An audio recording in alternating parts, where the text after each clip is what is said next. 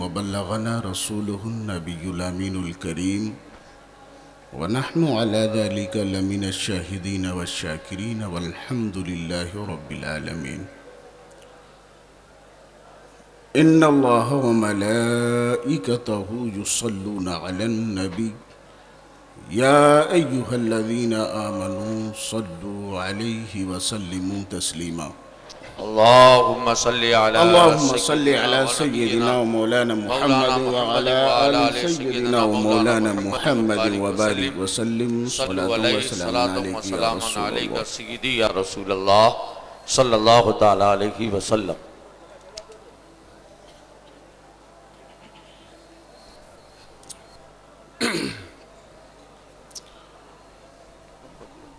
محترم حضرات،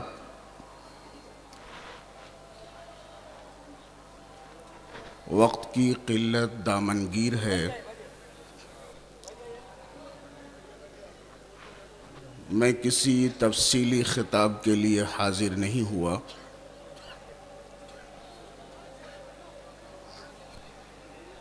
خطبہ کرام کی ایک لمبی فہرست ہے.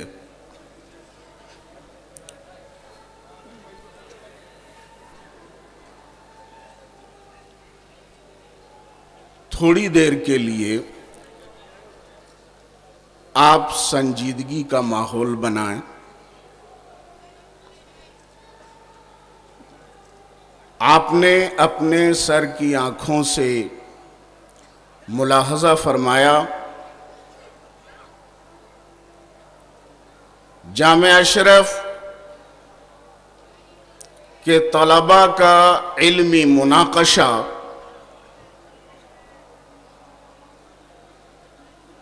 یہ پروگرام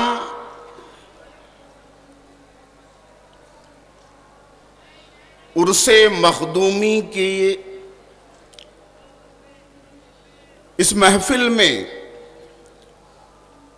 سابقہ روایات کے خلاف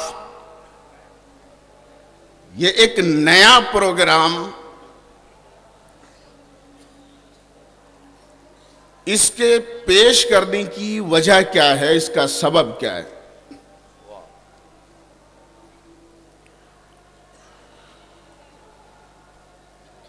زیادہ تفصیل میں جانے کی ضرورت نہیں ہے. ہر ذی شعور بالغ نظر اہل علم اچھی طرح اس حقیقت کو محسوس کر رہا ہے کہ آج عالم اسلام کو جن فتنوں کا سامنا ہے، ان تمام فتنوں میں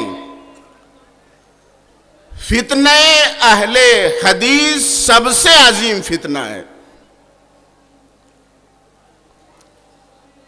علمی سطح پر، دینی سطح پر، مذہبی سطح پر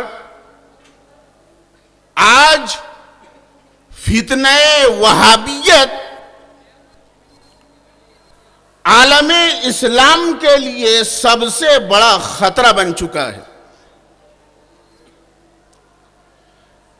جامعہ اشرف کے اس اسٹیج سے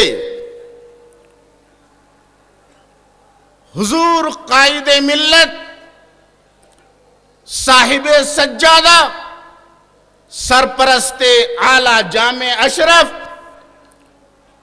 علماء کرام کو یہ پیغام دینا چاہتے ہیں کہ علماء کرام کو اب حالات کے تقاضے کے پیش نظر کنواں نہیں، کنواں کیا دریا نہیں، بلکہ افق علم پر ابر بارہ بن کر، بارش رحمت بن کر برسنے کی ضرورت ہے. سبحان اللہ، واہ واہ واہ. اس کے لیے حضور صاحب سجادہ نے دار تحقیق قائم فرمایا ہے۔ آج آپ نے جو منظر ملاحظہ فرمایا، یہ علمی مناقشہ کا منظر، یہ تحقیق اور میدان علم میں جستجو، طلب حق، احقاق حق اور ابطال باطل کے لیے جو فوج اور ٹیم تیار کرنے کی ضرورت ہے، اس کا ایک نمونہ صاحب سجادہ نے پیش فرمایا ہے۔ سبحان اللہ، سبحان اللہ۔ آج اہل حدیث کے حملے کس طریقے سے ہو رہے ہیں؟ چاروں طرف سے اہل حدیث کے حملے۔ دیکھیں آپ، حدیث کے تعلق سے یہ اہل حدیث اپنے آپ کو اہل حدیث کہتے ہیں، حالانکہ اہل حدیث محدثین کی اصطلاح میں اہل حدیث گروہ محدثین کو کہا جاتا ہے۔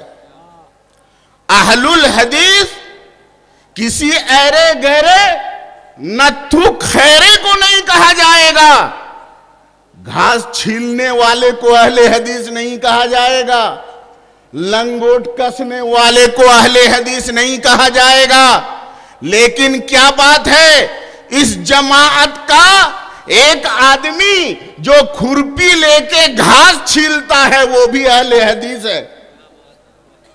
کیا بات! حالانکہ آپ دیکھیں اہل الحدیث محدث کو کہا جاتا ہے، ان کا جاہل سے بڑا جاہل وہ بھی اپنے آپ کو محدث اہل الحدیث کہتا ہے۔ حالانکہ حدیث سے گمراہی آتی ہے۔ الحدیث مضلہ الا للفقہاء، حدیث گمراہی کا سبب ہے۔ ہدایت پانے والے حدیث کے ذریعے سے وہ ہیں تو فقہاء کرام ہیں، مجتہدین کرام ہیں۔ سبحان اللہ۔ اگر حدیث پاک سے ہدایت حاصل کرنی ہے، رہنمائی حاصل کرنی ہے، تو مجتہدین کرام کی بارگاہ میں حاضری دینی پڑے گی، فقہاء کرام کی بارگاہ میں حاضری دینی پڑے گی۔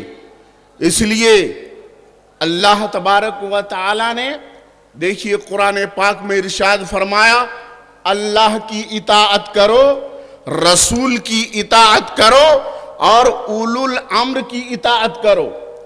اولو الامر سے کیا مراد ہے؟ حضرت عبداللہ ابن عباس رضی اللہ تعالی عنہ ارشاد فرماتے ہیں، اولو الامر ہم الفقہاء، اولو الامر سے مراد فقہاء کرام ہیں۔ واہ واہ واہ۔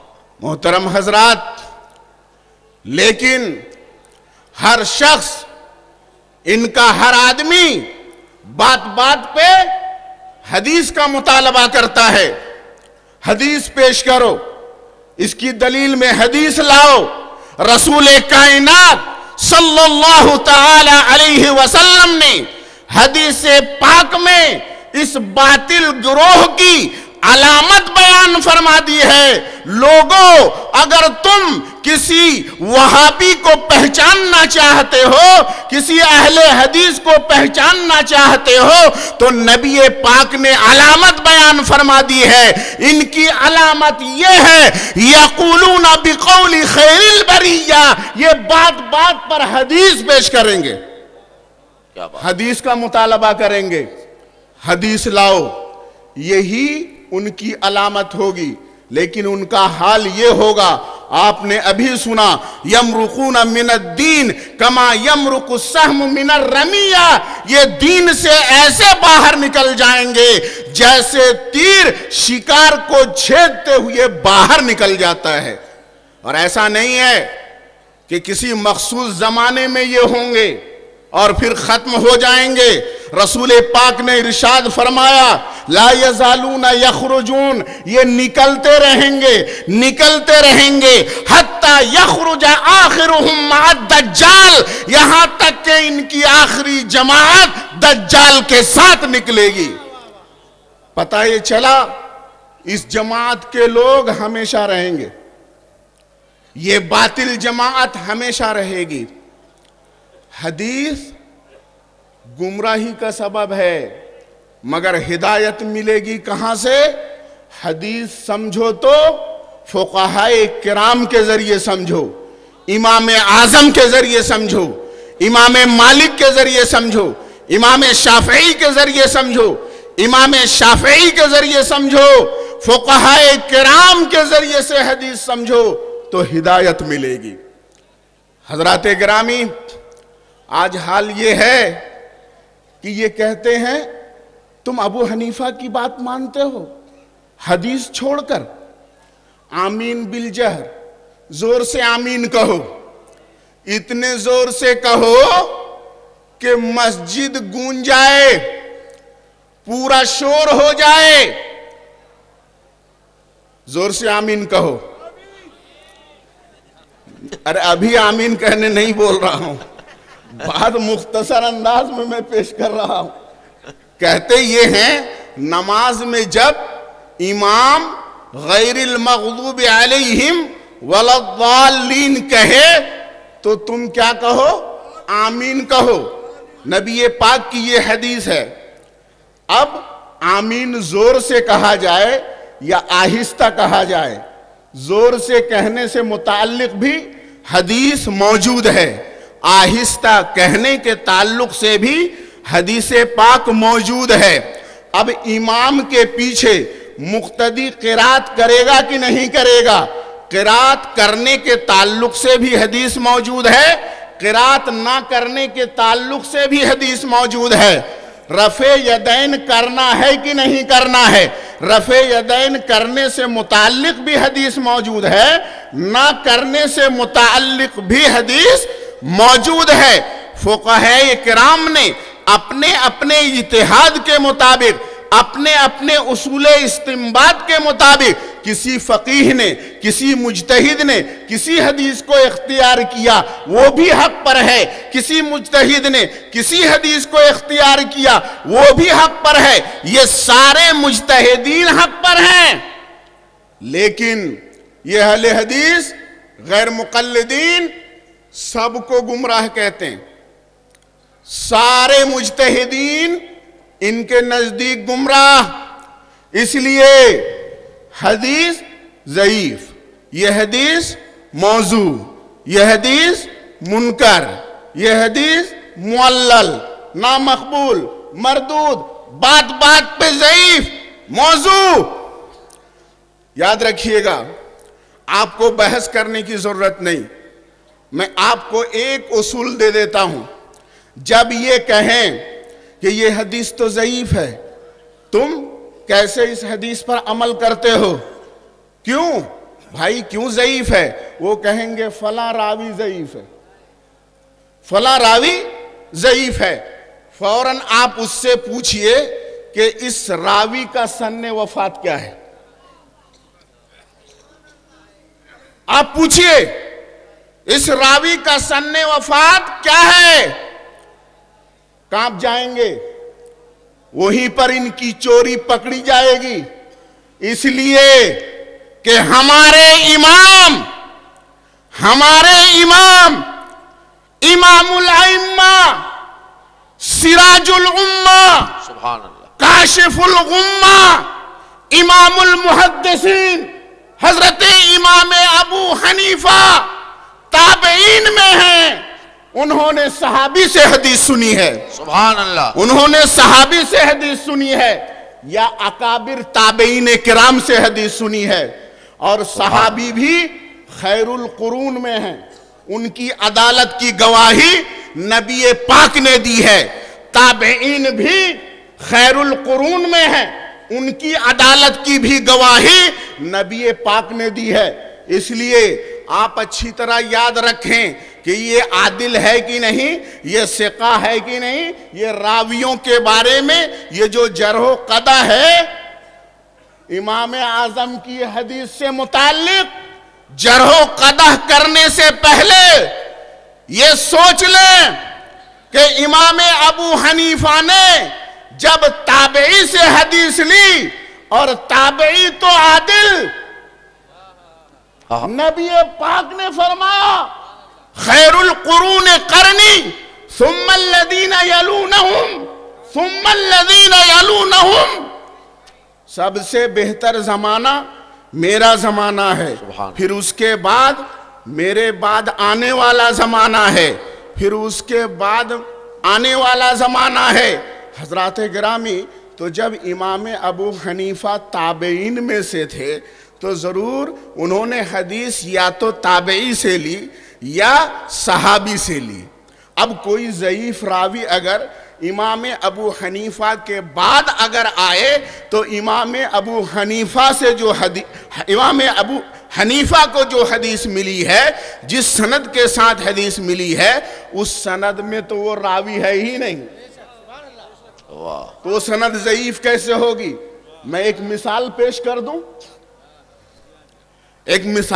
کر دوں، دیکھیے ایک حدیث پاک ہے، رسول کائنات صلی اللہ تعالی علیہ وسلم نے ارشاد فرمایا من صلی خلف الامام فإن قراءة الامام لہو قراءة، امام کے پیچھے جو نماز پڑھے تو امام کی قراءت مقتدی کی قراءت ہے، مقتدی کو قراءت کرنے کی ضرورت نہیں ہے۔ یہ حدیث متعدد سندوں کے ساتھ مروی ہے۔ ایک سند ہے جابر بن یزید جعفی، انہوں نے روایت کی ہے ابو الزبیر سے، انہوں نے روایت کی ہے حضرت جابر بن عبداللہ انصاری رضی اللہ تعالی عنہ سے۔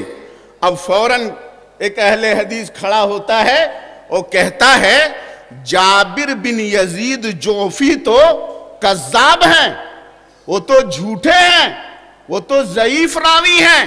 خود امام ابو حنیفہ نے جابر جعفی کو کذاب فرمایا ہے، لہٰذا یہ حدیث امام ابو حنیفہ کی دلیل کیسے بنے گی؟ ایک اہل حدیث کھڑا ہوتا ہے، یہ کہتا ہے آپ اس سے پوچھئے یہ جابر جعفی سے کیا امام ابو حنیفہ نے روایت لی ہے؟ یہ کیسے ہو سکتا ہے کہ جس راوی کو امام ابو حنیفہ نے کذاب کہا ہو وہ خود اس راوی سے روایت لیں؟ یہ تو ہو ہی نہیں سکتا۔ امام ابو حنیفہ کے بارے میں حضرت یحییٰ ابن معین، حضرت سفیان ثوری، حضرت عبداللہ ابن مبارک، حضرت علی بن مدینی، یہ سارے کے سارے محدثین اور ناقدین حدیث یہ ارشاد فرماتے ہیں کہ امام ابو حنیفہ صرف حفاظ حدیث سے حدیث لیا کرتے تھے۔ تو جس طریقے سے امام بخاری کا کوئی حدیث لینا اس کے صحیح ہونے کی دلیل ہے، اسی طریقے سے جب امام ابو حنیفہ نے یہ التزام فرما لیا تھا کہ جب بھی کوئی حدیث روایت فرمائیں گے تو حافظ حدیث سے روایت فرمائیں گے، تو امام ابو حنیفہ کا کسی حدیث سے دلیل پکڑنا، کسی حدیث کو قبول کرنا ہی اس حدیث کے صحیح ہونے کی دلیل ہے۔ میں آپ کو بتاؤں جابر جعفی اس حدیث کے راویوں میں امام ابو حنیفہ کی سند میں ہے ہی نہیں۔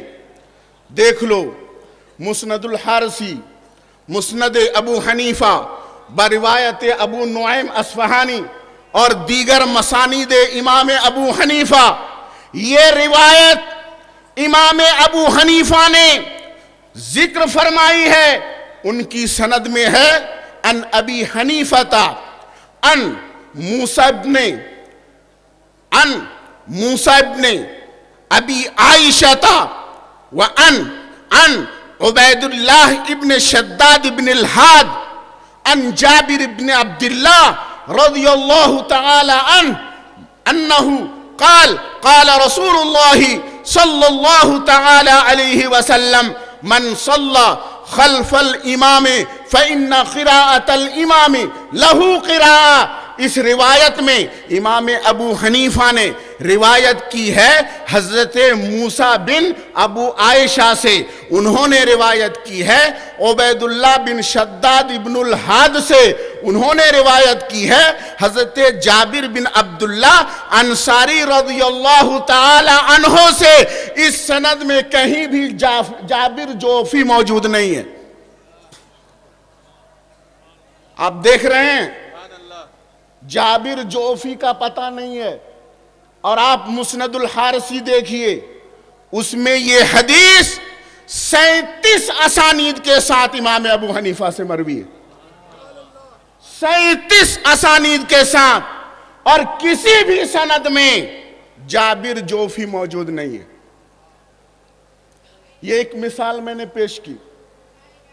इस तरीके से एक अहले हदीस ने मुझसे कहा कि ये जो नाफ के नीचे आप हाथ बांधते हैं, इस ताल्लुक से जो हदीसें हैं, चाहे वो इमाम अबू दाऊद की हो या दारकुतनी की हो या सुनन नसई की हो, तमाम अहादीस में तमाम रावियों का मदार और तमाम असानीद का मदार अब्दुर्रहमान बिन इसहाक कूफी है। और अब्दुर्रहमान बिन इसहाक कूफी जमहूर मुहद्दिसीन के नजदीक ज़ईफ है, इसलिए यह हदीस ज़ईफ है। और सही इब्न खुज़ैमा के अंदर है कि रसूल कायनात सल्लल्लाहु ताला अलैहि वसल्लम नमाज में अपने दोनों हाथों को अपने सीने पर बांधा करते थे। सही इब्न खुज़ैमा की इस रिवायत से ये मालूम हुआ कि सही हदीस के मुताबिक सीने पे हाथ बांधना है नमाज में, और नाफ के नीचे हाथ बांधने की हदीस ज़ईफ है। मैंने कहा ये अब्दुर्रहमान बिन इसहाक कूफी, इनका जमाना बताओ। वो चकराया। मैंने कहा सुनो, अब्दुर्रहमान बिन इसहाक नाम के 2 रावी हैं और दोनों मुआसिर हैं। इमाम तिर्मिज़ी ने इरशाद फरमाया कि अब्दुर्रहमान बिन इसहाक एक कूफी हैं और दूसरे अब्दुर्रहमान बिन इसहाक मदीनी कुरैशी हैं। ये दोनों रावियों के बारे में मुहद्दिसीन ने कलाम किया है, लेकिन अब्दुर्रहमान बिन इसहाक मदीनी कुरैशी ये बनिस्बत कूफी के कुछ ज्यादा कवी हैं, ज़ोफ उनमें भी है। लेकिन ये रिवायत अब्दुर्रहमान बिन इसहाक कूफी से मरवी है। मैंने कहा अब्दुर्रहमान बिन इसहाक कूफी ये ताबेईन में नहीं थे, बल्कि ये तबे ताबेईन में से थे। ये तबे ताबेईन में से थे। और इमाम अबू हनीफा ताबेईन में से। इमाम अबू हनीफा को ये रिवायत अब्दुर्रहमान बिन इसहाक कूफी से नहीं मिली है। देखो, अब्दुर्रहमान बिन इसहाक कूफी ने जो रिवायत जिक्र की है, दारकुतनी में 9 सनदों से यह हदीस मरवी है और सब में अब्दुर्रहमान बिन इसहाक कूफी हैं। लेकिन बाज़ सनदों में अब्दुर्रहमान बिन इसहाक कूफी ने रिवायत की है ज़ियाद बिन ज़ैद से, उन्होंने अबू जुहैफा से, उन्होंने हज़रत अली रज़ियल्लाहु ताला अन्हो से, और बाज़ सनदों में है अब्दुर्रहमान बिन इसहाक कूफी ने हज़रत नुअमान बिन साद से, उन्होंने हज़रत अली रज़ियल्लाहु ताला अन्हो से। नुअमान बिन साद और ज़ियाद बिन ज़ैद ये दोनों के दोनों अकाबिर ताबईन में से थे, تو امام ابو حنیفہ کو یہ حدیث یا تو نعمان بن سعد سے ملی ہے یا زیاد بن زید سے ملی ہے، اور دونوں تابعی، اس لیے امام ابو حنیفہ کو جس سند کے ساتھ یہ حدیث ملی ہے وہ قوی ہے، وہ صحیح ہے۔ حضرات گرامی، یہ یہیں پر بس نہیں ہے ان کا معاملہ۔ جب یہ دیکھتے ہیں بات نہیں بن رہی ہے تو وہ کیا کرتے ہیں؟ احادیث میں تحریف شروع کر دیتے ہیں، تحریفات کا سلسلہ۔ اب اس کا سد باب کیسے ہو؟ اس کے لیے السید محمود اشرف دار التحقیق ہے، محققین کی ٹیم کی یہ ذمہ داری ہے، صحیح اور غلط کی چھان بین کر کے الگ الگ کر دے صحیح اور غلط کو۔ حضرات گرامی، میں مطالعے کے دوران میں نے دیکھا الرد علی الجہمیہ، یہ امام دارمی کی ایک کتاب ہے، الرد علی الجہمیہ، اس میں انہوں نے تحریف کر دی۔ اچانک میری نظر رک گئی ایک جگہ میں آ کر، رسول کائنات صلی اللہ تعالی علیہ وسلم کی بارگاہ میں ایک عربی حاضر ہوتا ہے، اور اس کے بعد وہ یہ عرض کرتا ہے، یا رسول اللہ انی استشفع بکا علی اللہ و انی استشفع اللہ بکا۔ یا رسول اللہ، میں اللہ تبارک و تعالی کی بارگاہ میں آپ کو اپنا سفارشی بناتا ہوں، اور اللہ کو آپ کی بارگاہ میں سفارشی بناتا ہوں۔ عربی تھے، رسول پاک صلی اللہ تعالی علیہ وسلم نے ناراضگی کا اظہار فرمایا، چہرے پر غضب کے آثار، ارشاد فرمایا، اے عربی، جو تو کہہ رہا ہے وہ سمجھ بھی رہا ہے، تو کیا کہہ رہا ہے؟ اللہ اعلی من ان یستشفع به علی احد، اللہ تبارک و تعالی اس سے پاک ہے کہ اس کو کسی کی بارگاہ میں سفارشی بنایا جائے۔ اللہ کو سفارشی بنایا جائے گا کسی کی بارگاہ میں؟ حدیث کے الفاظ ہیں، اللہ اعلی من ان یستشفع به علی احد، اللہ پاک ہے اس سے کہ اس کو کسی کی بارگاہ میں سفارشی بنایا جائے۔ لیکن ایک وہابی ہاتھ نے اس کو یوں بدل دیا، اللہ اعلی من ان یستشفع علیہ احد، اللہ پاک ہے اس سے کہ اس کی بارگاہ میں کسی کو سفارشی بنایا جائے۔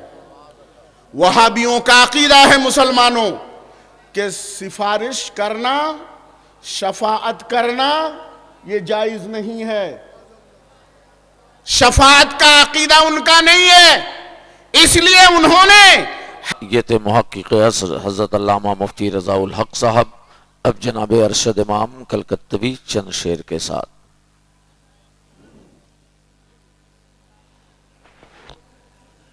رونق اسٹیج پورے طریقت جان سنیت، حضور قائد ملت،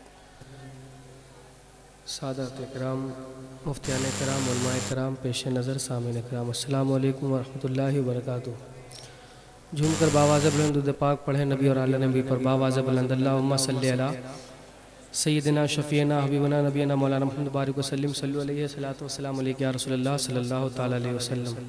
نعت پاک کے چند اشعار پیش کرنے کی سعادت حاصل کرتا ہوں، مطلع سماعت کریں۔ ایک بندہ خدا خانہ کعبہ کے سامنے کھڑا ہو کے کیا اس کی آرزو کیا ہے، تمنا کیا ہے، محبتوں کے ساتھ سماعت کریں۔ مطلع پیش کرتا ہوں۔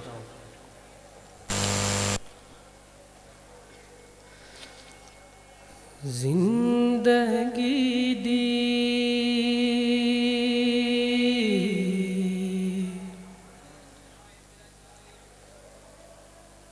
زندگی دی زندگی